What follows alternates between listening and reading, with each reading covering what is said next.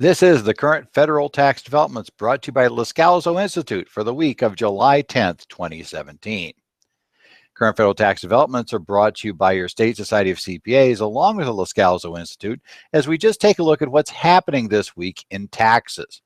And this week we're going to branch out a little bit. So one of the key developments we're going to spend a lot of time on this week is a new bill passed by the state of Washington that takes this whole tattletale bill concept that Colorado came up with last year in the use tax arena, and now expands it rather dramatically by dropping the trigger level and making the penalties much worse. We'll also discuss an IRS action on decision that reminds us that a tax court decision doesn't trump the Internal Revenue Code. At least that's the argument the IRS is going to be making here. And finally, we'll take a look at a case where a taxpayer lost any deduction for a charitable contribution of an interest in real estate because they failed to put the basis of the asset being donated to the charity on the tax form as required, one of the disclosure issues that we run into. Now, this is the week that we start doing all these wonderful things. We're past the 4th of July. So we're coming up on more CPE. Now, as I mentioned last week, I'm going to be in Montana coming up here in a couple of weeks. So you still have time to sign up for those courses in Bozeman.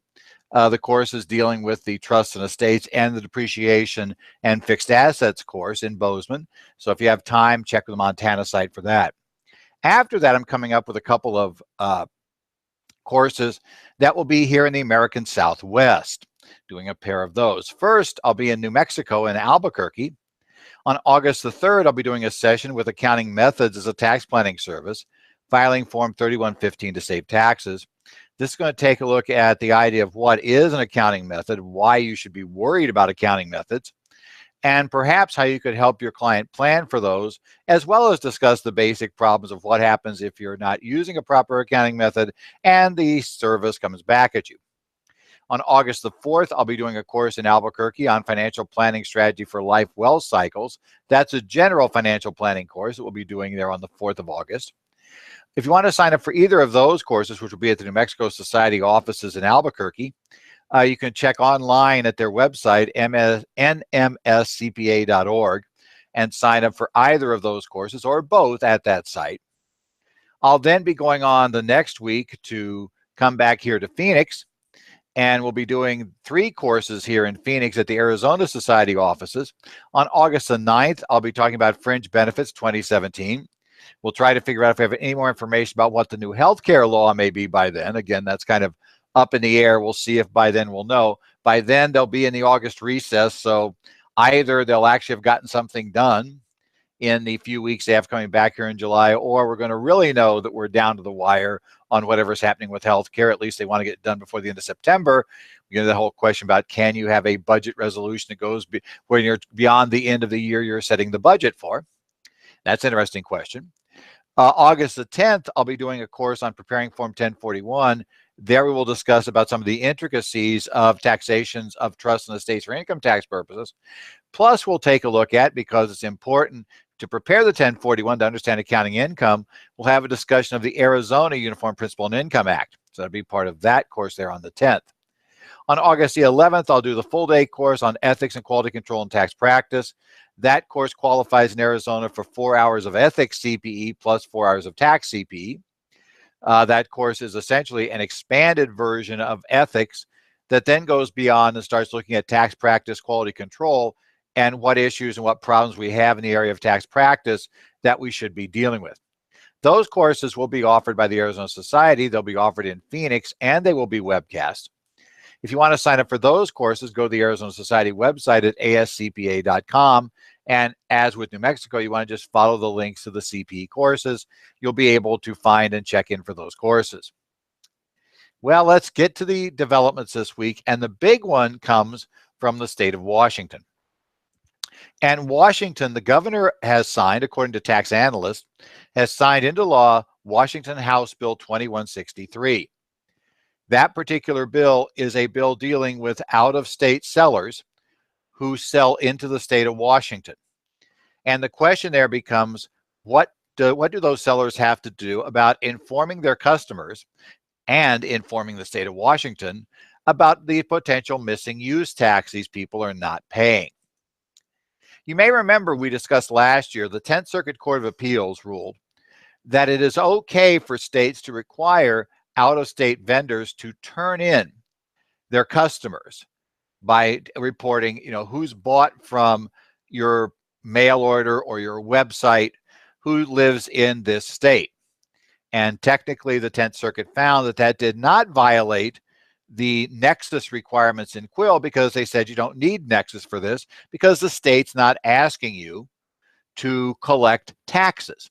So Quill does not apply in this case. Rather, you're merely being asked to report. Now, we say that, but in reality, the reporting is going to be such a pain that the rational thing to do, if you're faced with this law, it's going to occur to a lot of people, is going to be to just collect the sales tax for the state in question and get out of this whole reporting mess, which will be a nightmare of having to report. Plus, your customers will definitely get letters from you that say effectively, we're turning you into the state. So that's probably not good. You're probably better off collecting the sales tax than telling your customers that we're turning you into the state and you need to file forms if you buy from us. So honestly, yeah, it's really pushing that way.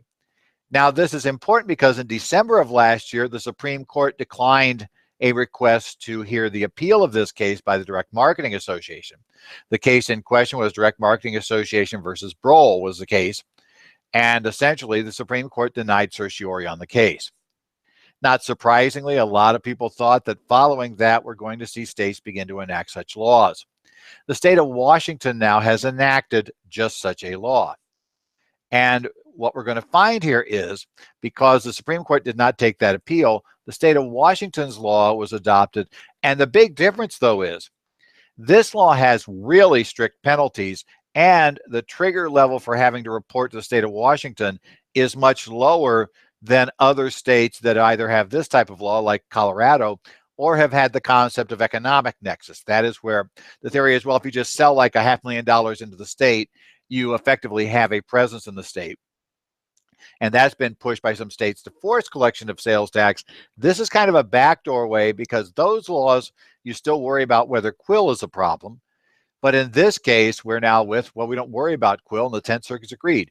Quill doesn't apply because this is not a sales tax collection requirement. So what we end up with here is this particular law will apply to anybody selling to residents of the state of Washington if in any calendar year those sales go over $10,000. Now, it's interesting that we measure this based on total sales for the year, but apparently per the law, if I get my $10,000 worth of sales on December 31st, I suppose we should have been complying with this law for the whole year, which presents a problem because it's a little difficult to retroactively comply with the law. Now, this law has some very detailed requirements for notice and other issues. So let's talk about where those things go. If you are covered by this law, you first have to give notice that is a pre-sale notice to your customers. You have to post a conspicuous notice on your marketplace, platform, website, catalog, or any similar medium, however you're selling, where people from Washington will discover you're selling this stuff. You have to inform Washington purchasers that sales or use taxes due on purchases from you, certain purchases. Washington requires you to file a use tax return if we don't collect the sales tax from you. And the notice is being provided under the provisions of Washington state law that you're required to do so. As well, if the customer actually buys the product, so now the customer's been to your website, he sees your product, he decides, I want that product. Now we have to provide another notice. At this point, this notice at the time of the sale has to say that neither sales nor use tax is being collected or remitted upon the sale, and tell them as well that they must remit sales or use tax directly to the state of Washington, and give them instructions for obtaining information about how to file that form with the state of Washington. This would go on your invoice, the emailed invoice, whatever you use for them to inform them at the time of sale. Those documents transmitted at the time of sale are going to have to include this notice. In addition, following that notice, you also have notices, as we said, at the time of sale. That's what I just mentioned here. We have at the end of the year, though, now we get to December. At the end of the year, we have to also send basically a report to each customer that tells each customer how much they bought from us, right? We have to list by date, indicating what they bought or what they leased if leasing is involved in the preceding calendar year. Again, tell them how to find information about the forms to file with the state of Washington, and tell them they're required to do that report. And finally, give them any other information that the Washington Department of Revenue decides under regulations they'll issue in the future should be provided with that sale. Finally, having basically hammered home to the customer 3 times, you need to tell the state of Washington, we're now going to backstop this by requiring the seller to also tell the state of Washington about the sales to Washington customers. We're going to give the state of Washington a summary report every year. Has to be filed. By the way, the notice, year-end notice to customers and the summary report need to be provided by February the 28th. We need to provide the customer's name to the state of Washington, their billing address, and if known, the last mailing address, what address we shipped products to for delivering to the state of Washington, and the total amount of such purchases by the consumer. So we're going to essentially tell Washington, you should be seeing a use tax report from this person located at this address for this amount of purchases from us during the year. Obviously, PR-wise, this is not going to be great for your customers who are going to wonder, why in the world are you turning on me? Now, the problem is the penalties here are rather nasty, because you might say, well, that's great, but I'm located in Vermont. How in the world is the state of Washington going to actually enforce this against me? Who cares? Well, the first problem we've got on the penalty side of the equation is if the 10th Circuit is correct, and if the other circuits go along with this, and you hate to say it, but the Supreme Court has been turning down appeals in a whole bunch of cases where the states have been expanding their reach. That probably sends a notice to the courts of appeal that realistically, as far as the Supreme Court's concerned, this is no problem. So if if your circuit court agrees that this is enforceable, by the way, if they don't, that'll be when we'll actually maybe get the Supreme Court to hear the appeal. But if they decide it's enforceable, then the penalties that Washington imposes inside the state of Washington will be enforceable against you in Vermont. And under the full faith and credit clause of the Constitution, the courts of Vermont would be technically required to enforce the judgments from Washington under the basis that unless they have a constitutional objection, which they won't under this theory, the courts have said it's okay. Supreme Court seems to be just fine with this. These penalties will apply. And these penalties are nasty. So first off, if you don't give the on-screen notice or catalog notice, remember that pre-sale notice or the notice basically that you're also supposed to give on your invoices. If you miss either one of those, the minimum penalty on top of all other penalties you may owe is $20,000. So there's now think about that, $10,000 worth of sales into the state, and we're being penalized 20 grand. Yeah, you might figure the math there doesn't work so well, but we're not done with penalties yet.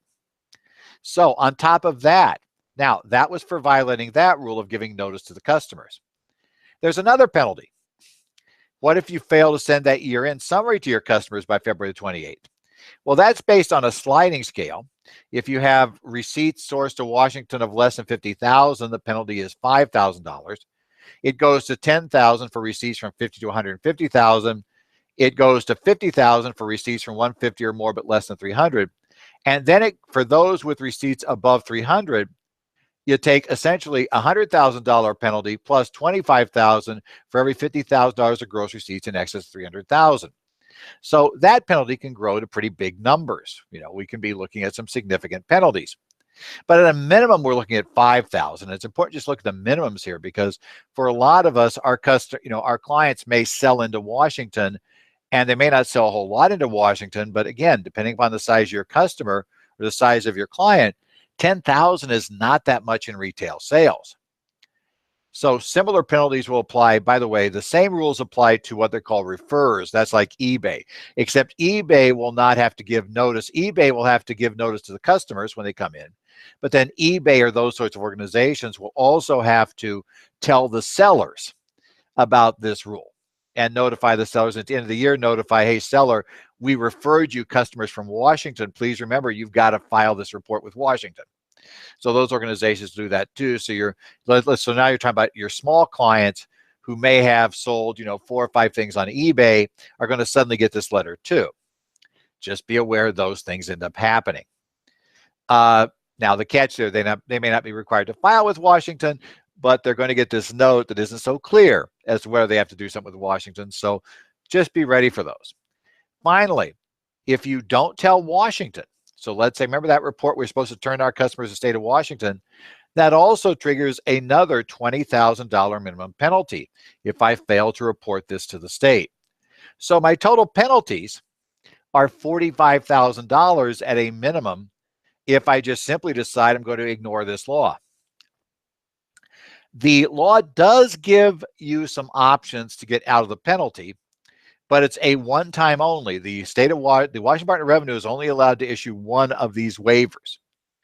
And what they'll do, you automatically can get a waiver, a conditional waiver, if you enter into a written agreement with the Washington Department of Revenue to collect sales tax, or you decide to fully comply with the notice reporting requirements of the chapter in the future.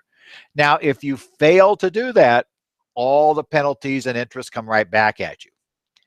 There is a 4-year statute. Washington cannot enforce this back further than 4 years. It will take effect beginning January 1st, 2018. So we don't have any problem with old sales, except for Washington arguing you have nexus.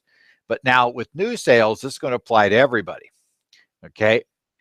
Now, the fun thing about this is, if you agree to just collect the sales tax, none of these rules apply to you. Let's be totally honest. That is what Washington is hoping you will do. It's what the legislature's looking for people to do. You need to be aware, this is probably not the last such tattletale law we are going to see enacted here in the next couple of years. That'll be especially true if, as is likely in this case, we have a challenge now in the Ninth Circuit. If the Ninth Circuit goes along with the 10th, we now start getting circuits lining up on this thing. Don't be surprised if a whole bunch of states enact tattletale laws. We have a mini tattletale law that exists in Oklahoma. The only difference in Oklahoma is you don't have to tell the state, but you do have to give all these notices. Don't be surprised if we see, though, a whole bunch more tattletale laws come into play. Next up this week. Now, the IRS kind of forgot to argue something in a court case is what really appears to have happened here.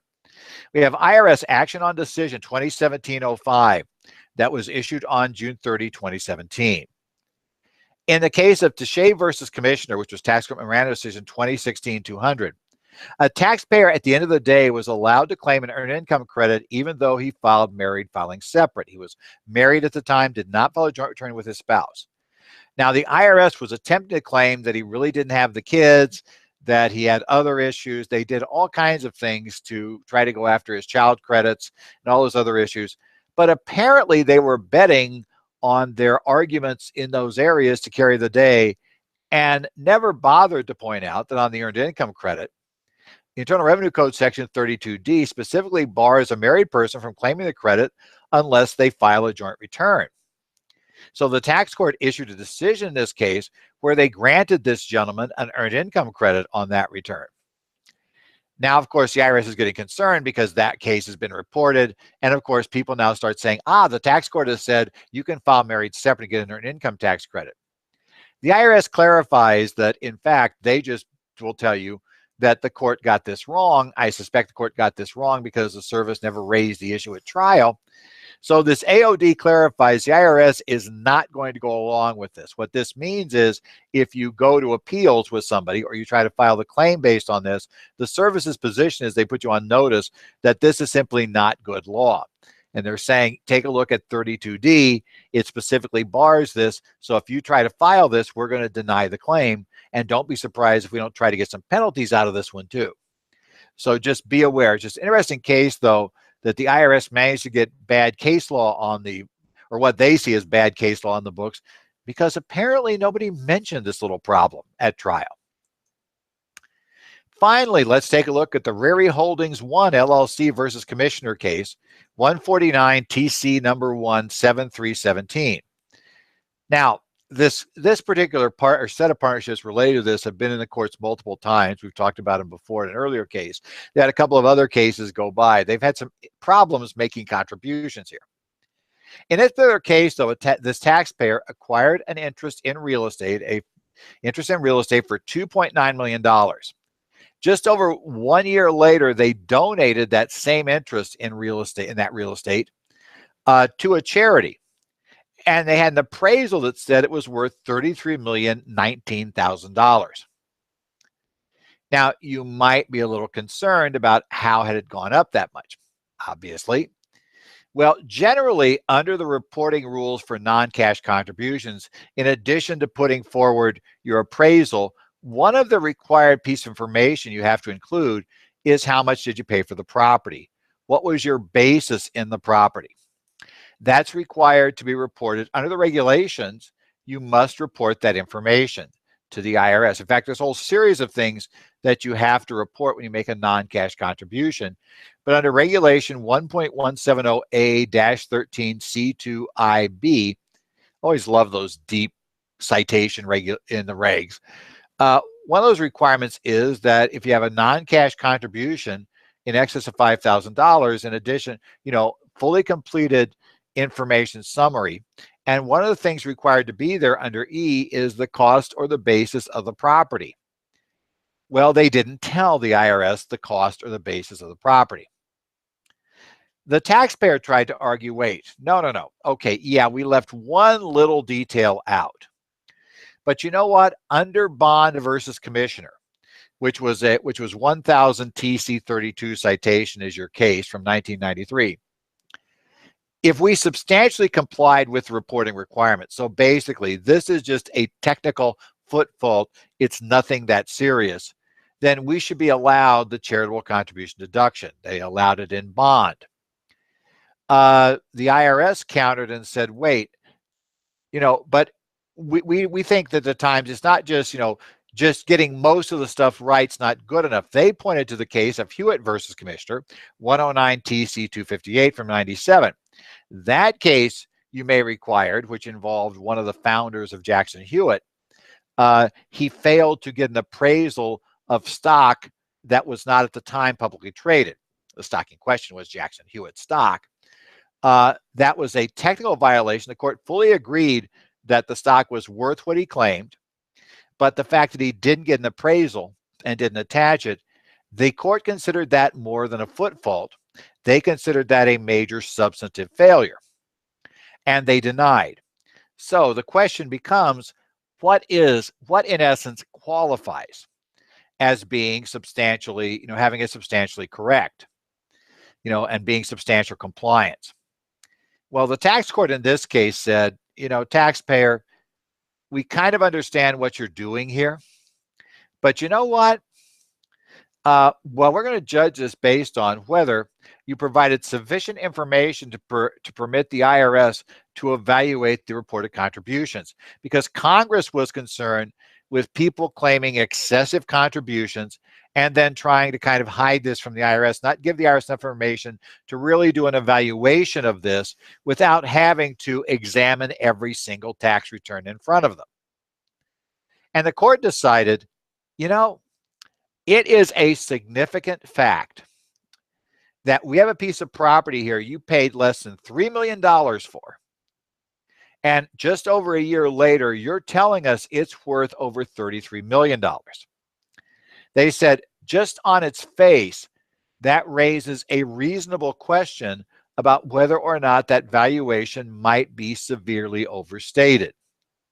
And that would enable the service to quickly identify that this is a return we probably should take a look at to try to get an explanation. Kind of tell me, why is it worth $33 million today when it's only worth $3 million back then? Now, maybe we struck oil. Maybe there's gold under the hat. I don't know why it's worth that much.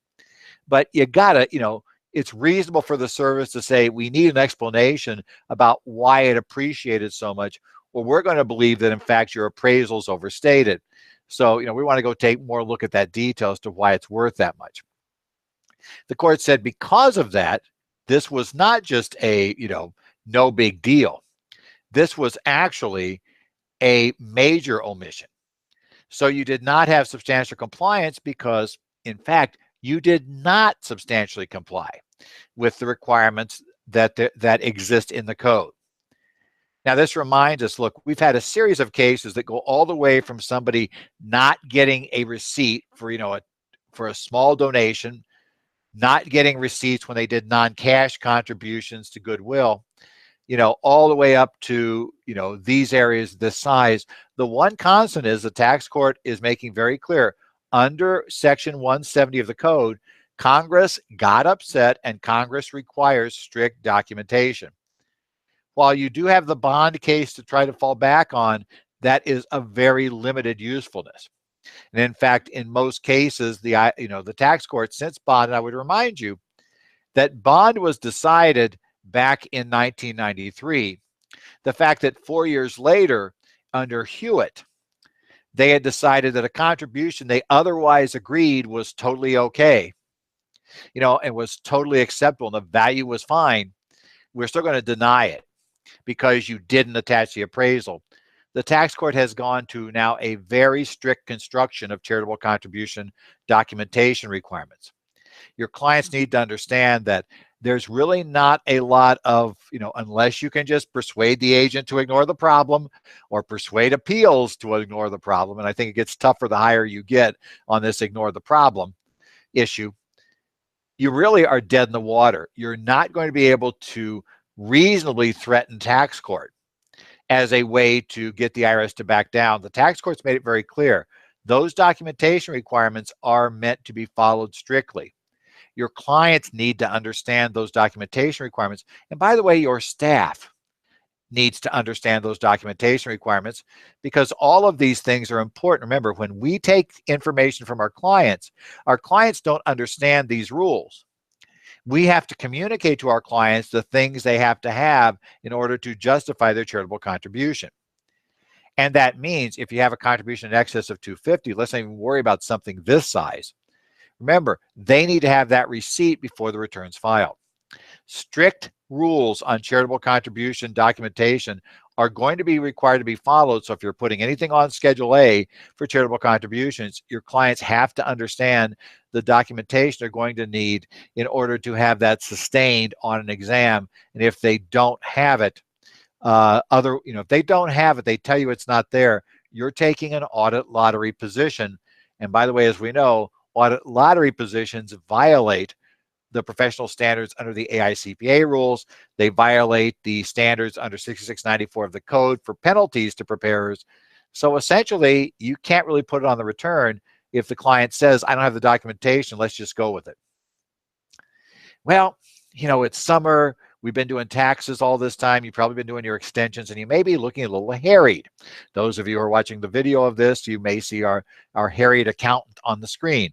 If you're beginning to look like our harried accountant on the screen, and you're beginning to look a little rough, and it's been a while since you shaved, we'll phrase it for this individual on the screen, you might want to go ahead and take a little bit of a break and get your education up to speed and take a look at your live state society catalogs where you can get away from the office, which is always useful, I find, because if I'm in the office, clients seem to think I'm always available. That's one of the negatives of taking your continuing education via online courses. They're fine. I take them too, but reality is that people always think they can step in and just interrupt you when that's going on. Here you actually get away from the office and concentrate. And we've got a series of live cases where it's also just a lot easier to ask questions and get your questions answered those live courses. Be sure to check your catalogs for the live courses that are available.